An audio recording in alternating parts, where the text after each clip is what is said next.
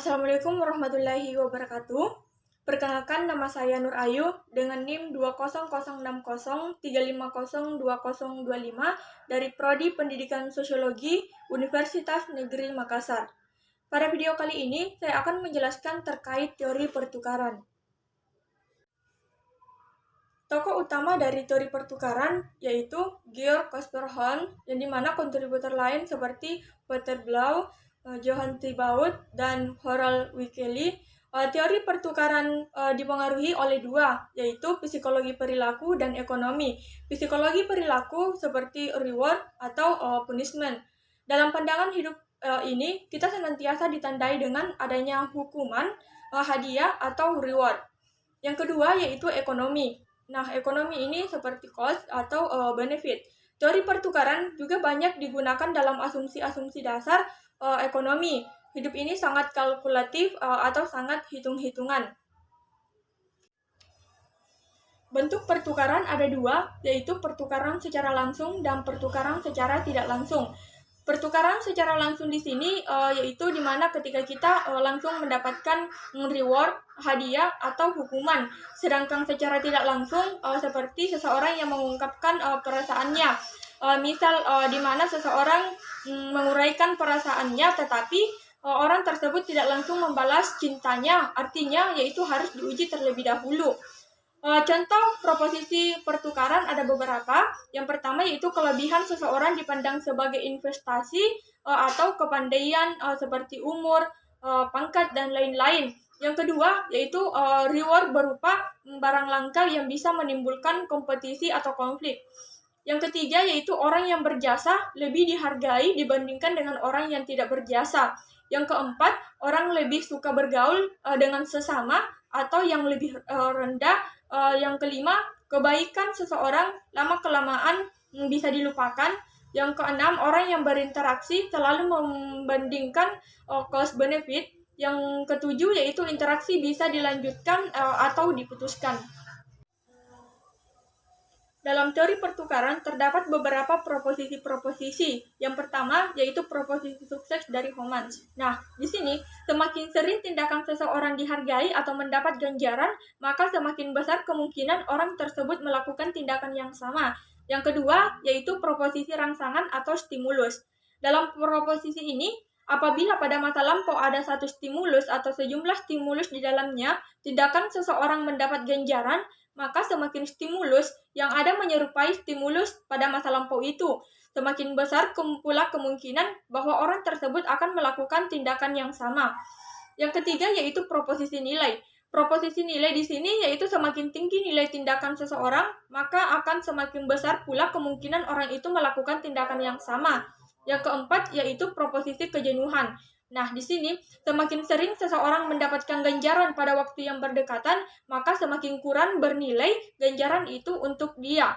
Yang kelima yaitu proposisi persetujuan atau agresi, yang dimana bila tindakan seseorang tidak memperoleh ganjaran seperti yang diharapkannya atau mendapat hukuman yang tidak diharapkannya, maka semakin besar kemungkinan bahwa dia menjadi marah dan akan melakukan tindakan yang agresif, dan tindakan agresif itu menjadi bernilai baginya.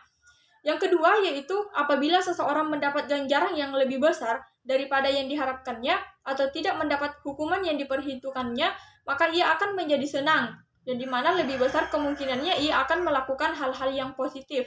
Misal seseorang yang ulang tahun dan sebelumnya dia hanya mengharapkan bahwa dia akan diberi baju baru atau uang, tetapi kenyataannya dia akan diberikan kendaraan kesukaannya.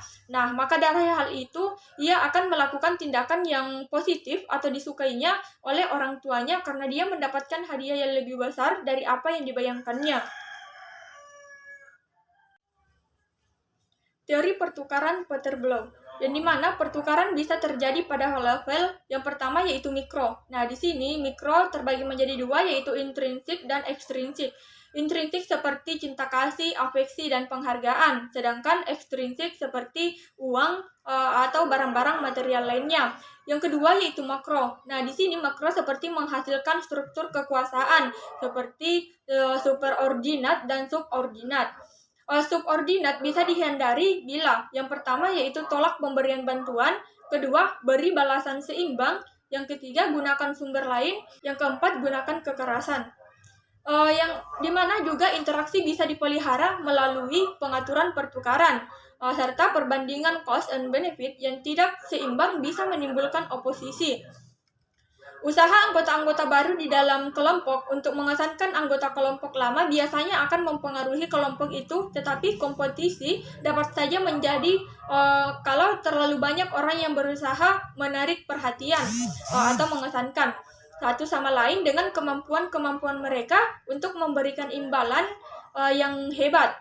Di dalam hal ini seringkali menjadi paradoks di satu pihak, kendati calon-calon anggota baru dengan kemampuan mereka untuk menarik perhatian dan mengesankan anggota kelompok. Namun karakteristik-karakteristik mereka yang impresif itu dapat menimbulkan ketakutan pada anggota-anggota lainnya yang membuat mereka kadang-kadang ragu-ragu. Pada tahap awal pembentukan kelompok, persaingan yang untuk mendapatkan pengakuan di antara anggota-anggota kelompok tersebut berfungsi sebagai saringan untuk memperoleh calon-calon pemimpin yang potensial. Mereka yang bisa memberikan imbalan yang lebih banyak kepada kelompok kemungkinan besar akan terpilih menjadi pemimpin di dalam kelompok itu. Dengan demikian, anggota kelompok itu menjadi terbagi-bagi. Diferensiasi atau perbedaan anggota kelompok ke dalam pemimpin dan pengikut menciptakan kebutuhan baru akan integrasi karena kemungkinan bisa terjadi konflik-konflik karena ada perebutan posisi sebagai pemimpin. Tetapi begitu mereka mengakui status pemimpin, para pengikut memiliki kebutuhan yang lebih besar akan integrasi. Dalam pandangan Peter M. Blow, yang pertama yaitu nilai-nilai yang bersifat khusus atau partikular. Nilai-nilai ini ialah media untuk integrasi dan solidaritas di dalam masyarakat. Nilai-nilai ini berfungsi untuk mempersatukan kelompok ke dalam dan yang kedua yaitu nilai-nilai yang bersifat universal. Nah, di sini nilai-nilai ini ialah standar-standar yang bersifat umum. Berdasarkan standar-standar itu, sebuah pertukaran yang tidak langsung bisa dilakukan. Yang ketiga yaitu nilai-nilai yang bersifat melegitimasi otoritas, yang dimana nilai-nilai jenis ini memberikan kontrol sosial. Yang keempat yaitu nilai-nilai oposisi. Nilai-nilai ini memberi kemungkinan untuk penyebarluasan perasaan akan padanya perubahan yang jauh lebih efektif daripada penyebaran melalui kontak pribadi antara orang-orang melawan keteraturan yang sudah mapan. Teori pertukaran Johann Walter Thibaut yang dimana yaitu ada beberapa. Yang pertama yaitu mutu interaksi bisa terganggu oleh rasa puas atau tidak puas atau kelelahan. Yang kedua yaitu reward bisa ditangguhkan. Dan yang ketiga yaitu reward bisa impersonal dan universal.